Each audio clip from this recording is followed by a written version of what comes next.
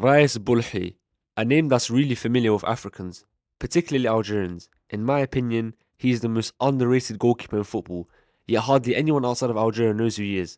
Let's dive into the career of Raïs M'Bolhi.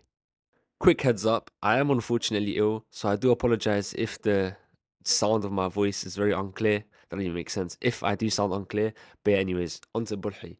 The 39-year-old Algerian is still active playing in the Algerian top flight division, but let's go all the way back to 2003, where he was a part of a Marseille academy and B team. A promising start to his career. Marseille at the time, probably the biggest French team around. The PSG you know of today, they were not the same PSG of back then.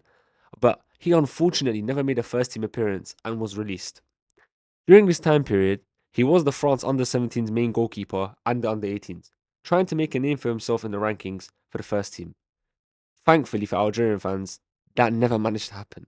This guy basically changed clubs every season, so we're not going to go through all of the teams he played for in his career, but rather the ones that he had a big impact on or had a big impact on his career.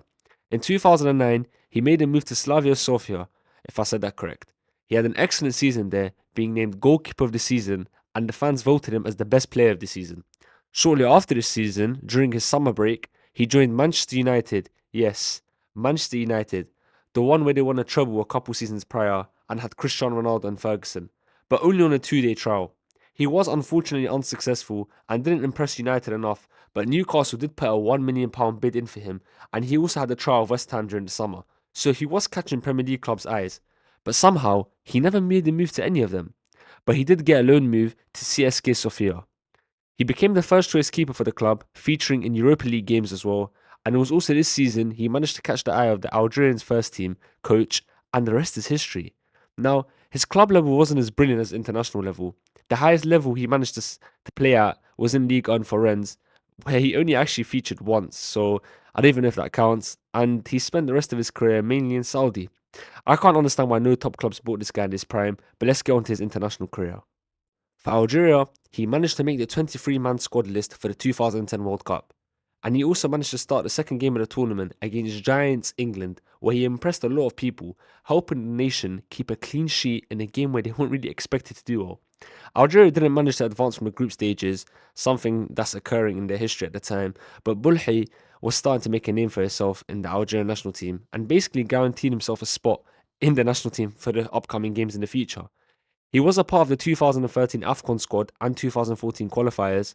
Now, the 2014 World Cup, the first World Cup for me that I watched, I was a little kid back then, and I don't think I really knew what Algeria was before this tournament.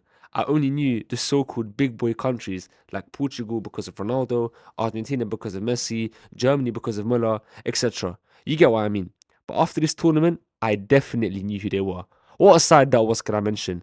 Brahimi, Faguri, Slimani, Gulam, I think I said that one wrong, but the left back who used to play for Napoli, Bulhi, and even a young Mahrez, but I'm lying to you if I said he caught my eye this tournament. And it's so unfortunate they had to play the tournament's winners in the round of 16. I genuinely believe, pair them against any other side that year, they go through. They gave the champions their hardest game of the tournament, in my opinion, and was a big part to do with Bulhi. He managed to make 11 saves that night, but it wasn't enough. Algeria unfortunately lost 2-1 in extra time, but the whole nation was proud of the performance, and no one really felt sadness or anger, because for the first time, Algeria managed to make it out of the group stages, giving the champions a tough game that could have easily gone their way. Burhi was like Superman that game. His quick reflexes and braveness is what stood out to me. Him and Ochoa that tournament, I was convinced they were the best keepers in the world alongside Neuer. The highest moment of Burhi's international career wasn't even the 2014 World Cup where he captured my eye. It was the 2019 AFCON where he had been a crucial part in Algeria reaching the final. The final against Senegal. Algeria vs Senegal, they already met in the tournament earlier where Algeria managed to nick a 1-0 win. And believe it or not, in the final, Algeria only had one shot the whole game from Bonajah, and that shot was deflected and it somehow looped into the goal. If you haven't seen that goal, go type in Bonajah goal versus Senegal in the final. But the Algerian fans, they're not complaining, and rightfully so. They're 1-0 up in the early stages of the game and a final where they can get their second AFCON in history. Senegal, with Mane specifically, had wave after wave of attacks and they couldn't score. Bulhi managed to make 11 saves that night, helping Algeria win 1-0, claiming their second AFCON in history. He also managed to win goalkeeper of the tournament on top of that. Since then, they haven't really been able to produce a goalkeeper of his levels for the national team. And I somewhat feel bad for any goalkeeper that plays for Algeria, as they're going to be compared to this Superman. Although Zidane's son, Lucas Zidane, has looked good for them in the short amount of games so far played for the nation. And hopefully he keeps it up. I'm happy for him, and him specifically. Now, Bolhi isn't retired from club level or international level, and he's back in Algeria's top flight division. All I'm going to say is, just maybe, one final time, Bolhi runs it back for the Algeria national team and helps them advance to the knockout stages again. I would love to see that. Let me know what you lot think. That's the end of the video, everyone. Thank you for watching. Apologies for my voice as well. You probably can't even understand half the things I'm saying. Hopefully for next video I'm not ill. But yeah, I'll see you guys then.